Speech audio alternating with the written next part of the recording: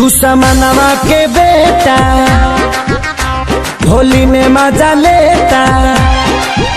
दुश्मनवा के बेटा होली में मजा लेता। जहाँ पोते के ना रंग वहाँ पोत गइल बा। अरे वोट के भतार भांग लोट गइल बा। वोट के भतार भांग लोट गइल बा।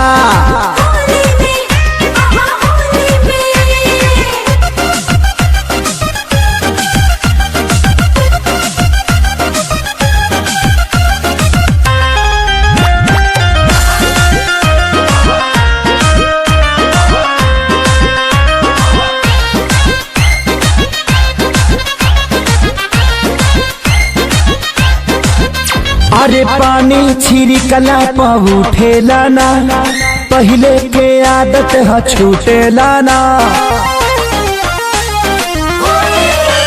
हाँ पानी छिड़कला पर उठेला ना, पहले के आदत है छूटेला ना।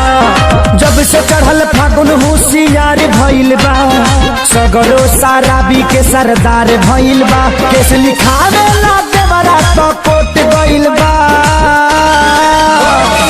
वोट के भतार भांग लोट गइल बा। अरे वोट के